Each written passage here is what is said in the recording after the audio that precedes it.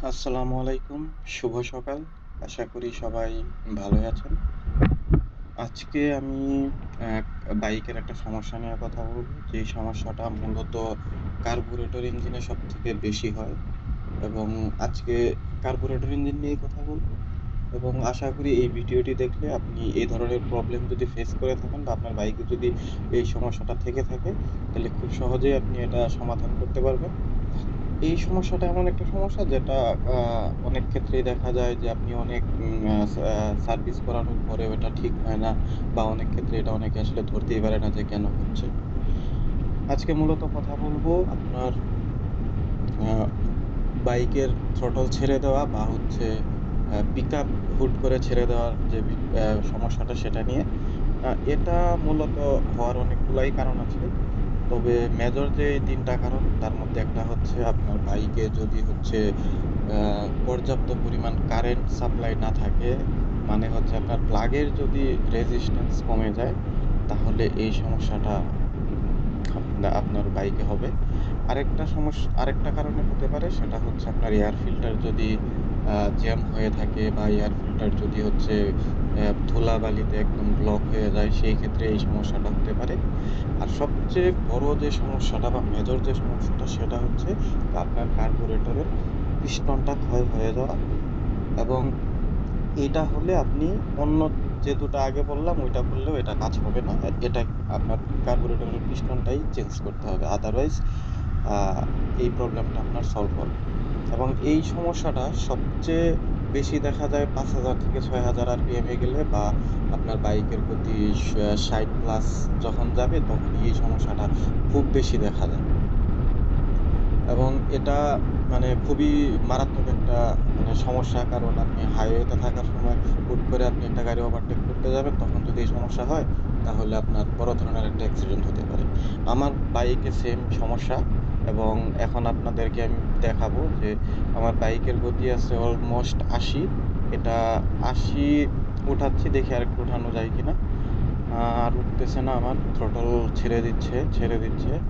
অ্যাহ আমার start already হচ্ছে বন্ধ হয়ে গেছে। অ্যা হ্যাঁ, আমার স্টার্ট বন্ধ হয়ে গেছে। আমি এখন একটু সাইড করব বাইকটা। আ হ্যাঁ, সাইড করে নিলাম। এখন এই ধরনের আপনার যদি সমস্যা হয় আপনি ঘাবড়াবেন না। আপনি জাস্ট বাইকটা একটু সাইড করে নিবেন। সাইড করে একটু সময় দিবেন। সময় দেওয়ার পরে আপনি একটু টাইম নিবেন। টাইম নেওয়ার পরে আবার কিক দিবে। এটা কিক দেওয়াটা সবথেকে বেটার। মানে সেলফ দেওয়ার থেকে যদি আপনার বাইকে কিক থেকে থাকে, আপনি কিক দিবেন এবং আশা করি হচ্ছে আপনার এটা হয়ে যাবে। কিন্তু যাই হোক আমি আবার আমার বাইকটা স্টার্ট করে নিলাম। এই ক্ষেত্রে বাইক স্টার্ট হতে অনেক সময় একটু টাইম নেয়। এই টাইম নেওয়াটা মানে একটা কারণ হচ্ছে আপনার যখন আপনার কার্বুরেটরের পিস্টনটা উপরে উঠে আটকে যায়, তখন প্রচুর পরিমাণ বাতাস ঢোকে। আ সিলিন্ডারে এবং হচ্ছে বাতাস যত বেশি ঢোকে আপনার হচ্ছে তেলটাও তত বেশি ঢোকে। যার কারণে আপনার মাইলেজটাও খুব ড্রপ করে ফেলে এবং অনেক ক্ষেত্রে দেখা যায় মাইলেজ অর্ধেক এরকম নেমে আসে। এবং তেল যখন আপনার ইঞ্জিন সিলিন্ডারে খুব বেশি পরিমাণ ঢুকে যায়, তখন প্লাগ সেটাকে মানে প্রপারলি পুরাইতে পারে না। যার কারণে আপনার থ্রটল ছেড়ে দেয় এবং হচ্ছে ইঞ্জিনটা বন্ধ হয়ে যায়। এবং এটার জন্য আপনার হচ্ছে মানে ভয় পাওয়ার কিছু নাই।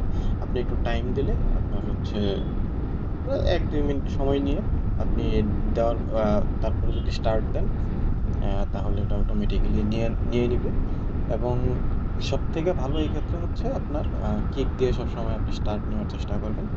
মানে অ্যা এ সেলফ না দিয়ে।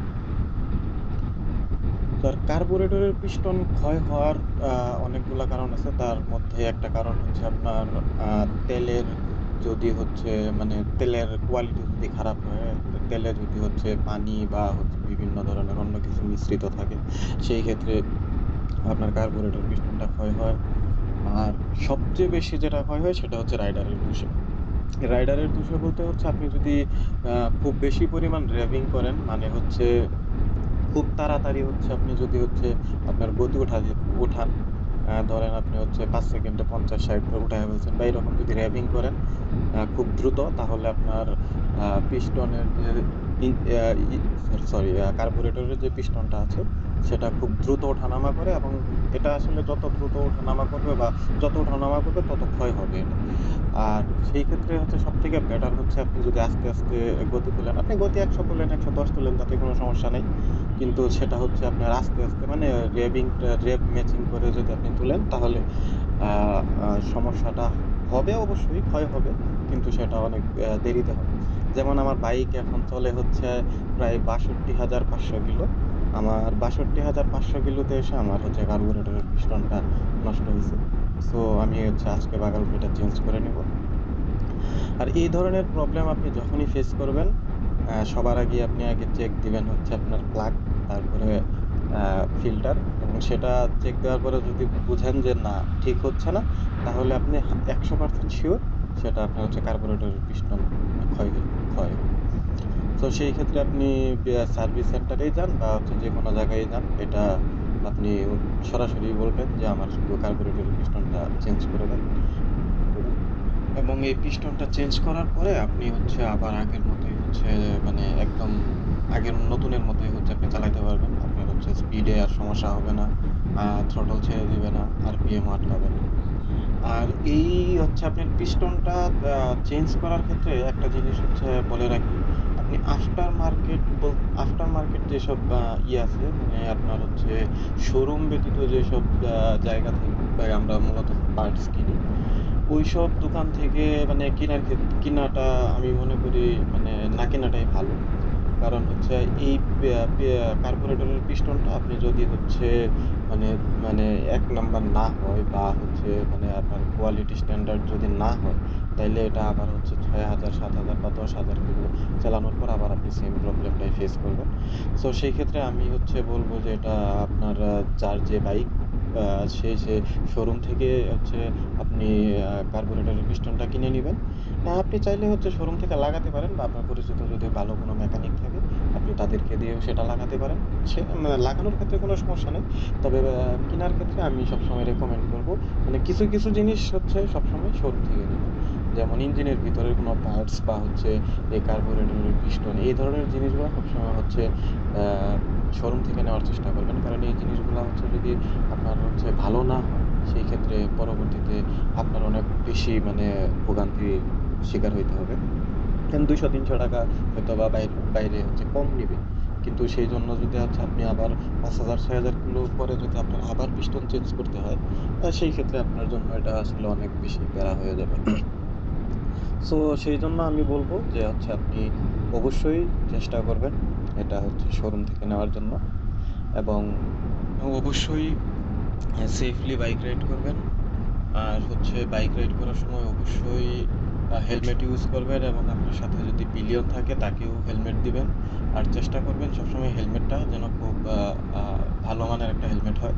এটলিস্ট ডট সার্টিফাইড একটা হেলমেট যেন হয়। এখন বর্তমানে বাংলাদেশে ৩,০০০ এর উপরে গেলেই আ ডট সার্টিফাইড হেলমেট পাওয়া যায়। সো সবাই চেষ্টা করবেন যে মানে সার্টিফাইড একটা হেলমেট ব্যবহার করতে। আর আরেকটা বিষয় হচ্ছে আপনি যখন বাইক রাইড করবেন, আপনার আশেপাশের যানবাহন ছোট হোক সেটা বড় হোক তাদের প্রতি অবশ্যই আপনি মানে সম্মান দেখাবেন। আর সবাই ভালো থাকবেন। সবাইকে ভিডিওটি দেখার জন্য ধন্যবাদ।